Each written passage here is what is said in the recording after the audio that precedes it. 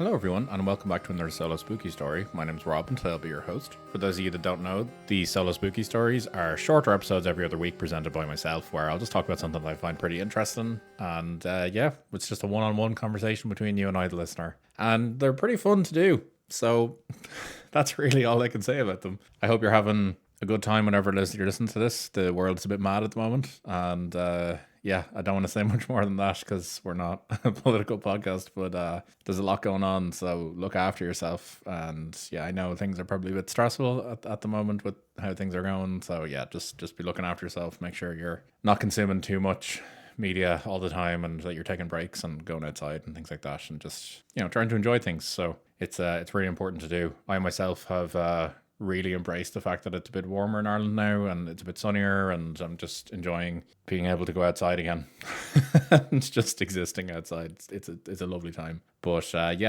with that said, I hope you're having a nice day whenever it is you're listening to this, and we're just going to jump in. So today we are talking about a haunted or supposed haunted / just generally just paranormal place. And it's a cool place actually to talk about because it's the Hoia-Baciu Forest in Romania. And this place is basically described as the Bermuda Triangle of Europe. And it's completely deserved in its description of that because it is just a very strange place. And I wanted to talk about this because I was actually researching another case which is linked to this area for a main episode. And then I thought this place itself is so strange that it would actually be good to do a short episode and just talk about the forest itself. And then, the main episode then can do its other lifting then. So this forest is kind of located on the western outskirts of a area in Transylvania, which again, just it's perfect. This story the whole area just writes the story itself. And as I said, the Hoia-Baciu Forest, it's kind of earned this reputation as one of the world's kind of weirdest and haunted woodlands. As I said, it's described as the Bermuda Triangle of Europe, or Romania. And it's a pretty small forest for all intents and purposes. It's approximately 250 to 295 hectares, which is, it's big enough, obviously, but it's not massive. And it's kind of become this focal point for tales of supernatural phenomena, UFO sightings, ghostly apparitions, and unexplained disappearances. And basically everything that we talk about on this podcast has happened here.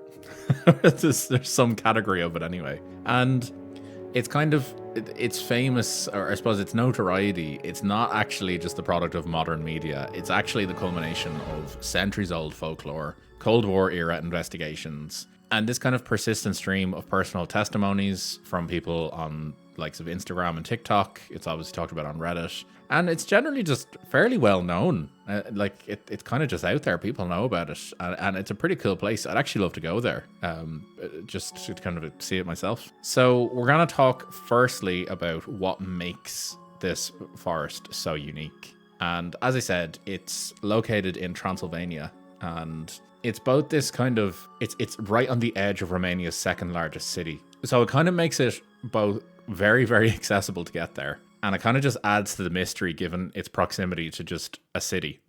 It's just this forest right on the outskirts of it.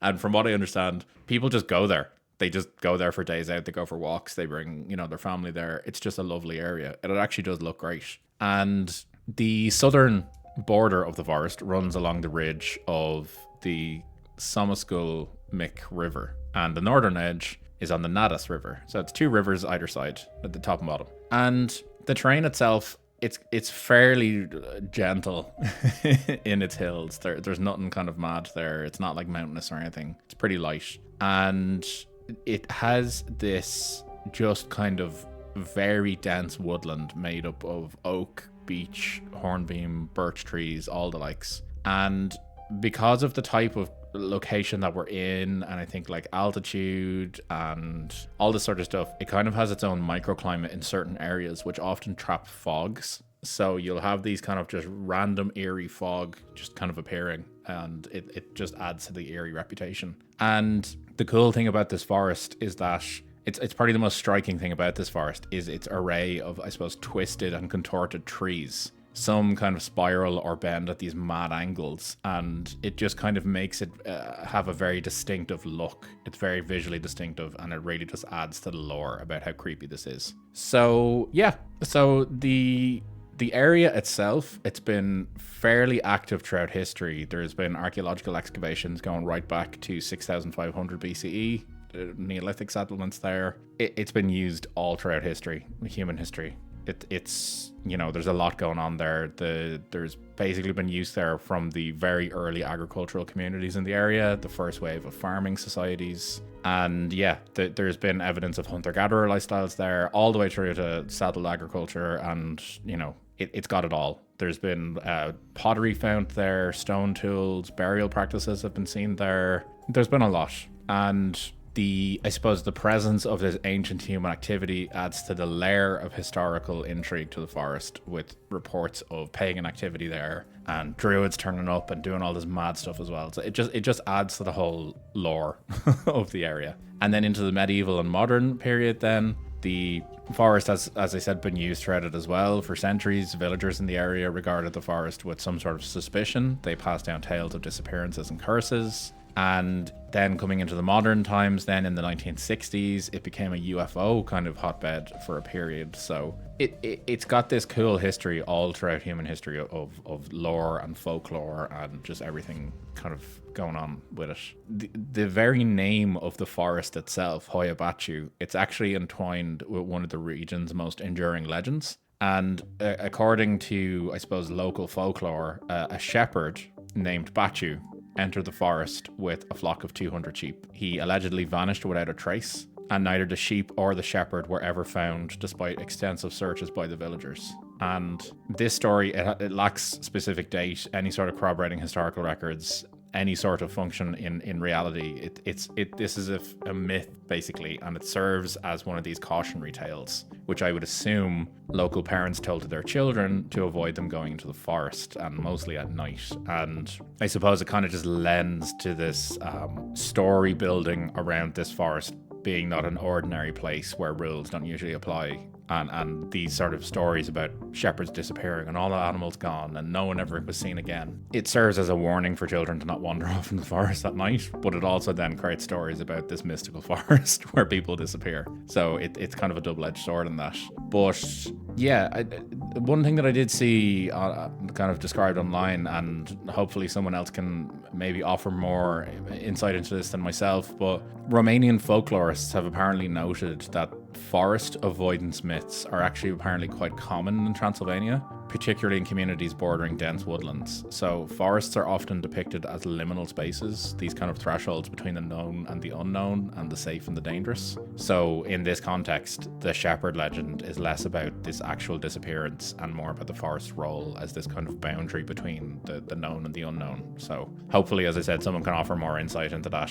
I found it fascinating, but it would make sense, I suppose, as well, just in this forested area in Europe where, wolves are present and bears and things like that. You need to have some sort of warning to give to the people to prevent them from realistically wandering off to their deaths. So let's talk about some of the significant locations here and some of the stories that we have with it. So at the heart of Hoia-Baciu lies the Poiana Rotunda, and this is a nearly perfect circular clearing, which is approximately 150 to 250 meters in diameter, where no trees or significant vegetation grow at all, which is just cool. It's kind of like a fairy ring almost in Ireland, but the opposite.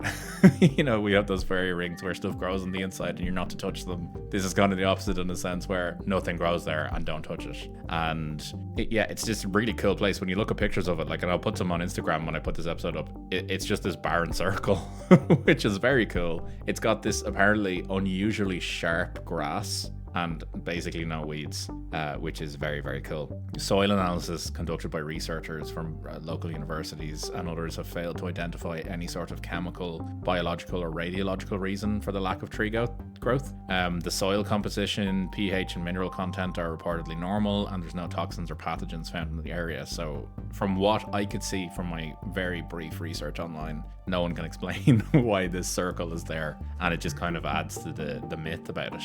It's known as the Round Meadow in English, and it's kind of the epicenter of the forest's paranormal reputation. And it's actually the site where a very famous UFO sighting, which is what I was going to talk about in a main episode, a sighting by Emil Barnia. He captured his famous UFO photographs in 1968, and many visitors to this area also report the most, I suppose, intense physical sensations in the forest. They describe when they're around this circle or near it, they feel nauseous. Some have reported feeling dizziness or anxiety, the feeling of being watched, which is quite common in forests. And yeah, basically, there's a lot of anxiety around this. Some people in modern times have claimed that the clearing is actually a landing site for an alien spacecraft, or that it could potentially serve as a portal to another dimension or a sacred circle used in ancient rituals. And we're going back to the kind of pagan beliefs that I mentioned earlier, that it's such an ancient area of activity that people have linked it to, as I said, pagan rituals and all that sort of stuff. So there's a lot of speculation as what this circle could be. And I suppose because scientists can't really explain why the meadow is the way it is, it just only further fuels the kind of mythic status that it has. And it kind of serves almost as like a blank canvas for visitors and storytellers to kind of put their own thoughts onto what this area is. You know, anyone going there, like if you're going there for the UFO sightings, you'll see this big fucking circle there and you'll be like, yeah, that looks like somewhere a UFO might land. Or, you know, if you want to go there for other reasons, if you want to go there for like pagan history, to like look at like the use of the site throughout history, and if you've an interest in the pagan side, you could potentially see it as being a ritualistic site, you know, or where a settlement was, or various other reasons. You know, you can kind of put whatever you want on this site, and that's kind of the cool thing about it. Like, I suppose even if you were to go there because you're just interested in the archaeology of the area, you know, you could potentially look at it as, oh, it could be like a stone circle or a stone site, you know, there could be a burial mound or something underneath it. You know, you can kind of put whatever you want on it, and that's kind of the cool thing about it. And with this Round Meadow, Poiana Rotunda, we have these then stories that come out kind of around warnings of this forest. And I suppose the most famous story that we have in the modern time is that UFO sighting. We are doing a main episode on it, so it'll be coming soon. Sometime in May, you will hear an episode on that. So wait around for that one. But the kind of older famous stories that we've heard about, the story of this 5-year-old girl who goes missing. There's always a 5-year-old girl who goes missing, or some girl that goes missing, or some child. And this forest obviously has one of those stories as well. And this is probably the most frequently recounted legend of the forest, apart from, as I said, the UFOs. This involves a 5-year-old girl who allegedly just vanished in the forest, and her parents looked all over for her. The villagers came down to look. No one could find this girl, and it obviously caused panic. The parents obviously were devastated, like their daughter was missing. Family didn't know what to do, so they panicked. They couldn't find her, and after a period of time, it was just accepted that she was gone, just vanished without a trace. And then 5 years later, this girl just emerged from the woods. Apparently she was completely unchanged. She was just older. She was 10 years old now, but she was wearing the exact same clothes. They were just obviously tighter and smaller on her, but she was the same girl. And she reportedly had no memory of her absence, as basically she said she went to play for a few minutes in the forest and came back out. She didn't understand why people were panicking. She didn't know that 5 years had passed. And that's kind of that really, really famous story about the area. The story itself, it's cited in all sorts of paranormal media and stories about it online. There's no verifiable documentation or official record of any such event, but, you know, it's one of those stories that lingers. Everyone who looks into Hoia-Baciu Forest knows this story.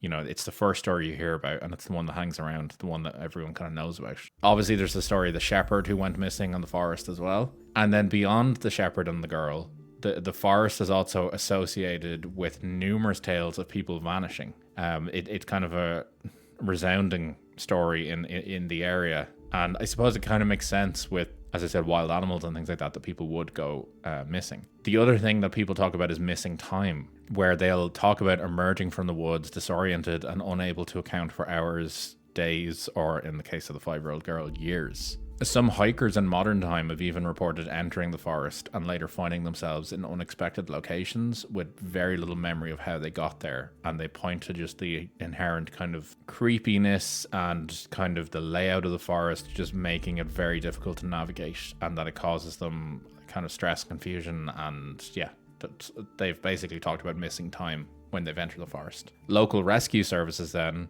they apparently emphasize that the forest's dense terrain and confusing trails. As I said, it's very thick, like forests. There are some hills there. It's not like kind of mountainous from what I understand, but it's very, very thick forest and it is hilly, and that they say that it can lead to quite a confusing experience and easily lead to disorientation and temporary loss of direction for people who aren't familiar with the area. And yeah, just to note as well, there's no statistical evidence that kind of disappearances occur at an unusually high rate compared to other forests of similar size, but I suppose this one's just talked about more because of the lore around it and the storytelling and the mythology that comes with this forest. So I just want to talk about then some of the supposed kind of paranormal occurrences that have happened here, aside from missing girls and UFO sightings. So there's been accounts of apparitions and shadowy figures in the forest, and I suppose it's central to the mythology around this. Visitors apparently frequently report seeing what they described as human-like silhouettes, or faces appearing in photographs, or in certain cases translucent forms moving among the trees. And one recurring story has involved a photograph capturing a man in what is described as traditional Transylvanian clothing, and it's been interpreted as the forest's, I suppose, resident ghost. So people have talked about seeing almost like apparitions of ancient peoples in the area just going about their day, and we're almost seeing kind of like a time repeat of them, like just existing or something like that. Or they've again talked about like pagan figures, these often like hooded cloaks kind of off in the forest, and when people go to investigate them, they're not there, all that sort of stuff. And I guess when you're in the area, you can totally see why people would have these stories and these experiences. And, I suppose it would be very easy to potentially convince yourself that you may have seen something that may not necessarily be there. There's a biologist called Alexandru Sift who actually began investigating the forest in the 50s and 60s. And he himself actually claimed to have photographed luminous shapes and humanoid silhouettes that were invisible to the naked eye. And just his work, to acknowledge it, was not peer-reviewed or independently verified, but it's often cited by believers as early evidence of paranormal activity. And yeah, people point to his photos as direct evidence that there's something going on here in the forest. Along with sightings, people have also reported unexplained sounds. They've claimed that they've heard whispers behind them, laughter, footsteps, and then they've talked about hearing women singing or crying. And that apparently is one of the more common ones to report.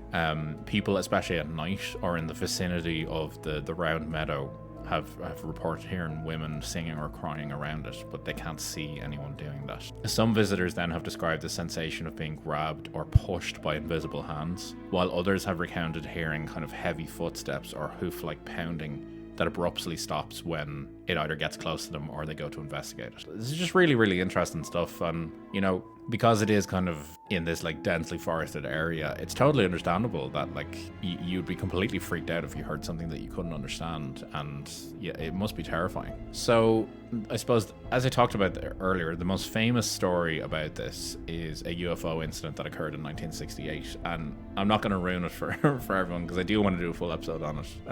But it's about Emil Barnia. This was a sighting by a military technician. He was picnicking with friends in the forest when he spotted a potential UFO, a flying saucer in the sky, and managed to take some photographs of the object. It happened in this area. I'm not going to talk about it much more because I don't want to spoil the episode for others, but it's really, really interesting. And his photographs became, I suppose, the point at which the forest became known as a UFO hotspot. And numerous sightings were reported after this point. So throughout the 1970s and 1980s, witnesses reported luminous objects in the sky, orange or white lights kind of moving among the trees. And yeah, they talked about seeing lights moving in erratic patterns above the tree line, hovering there, and then accelerating out of sight at mind-boggling speeds. And some photographs and videos from kind of more modern times have also purported to show similar kind of disc-shaped or spherical objects in the sky.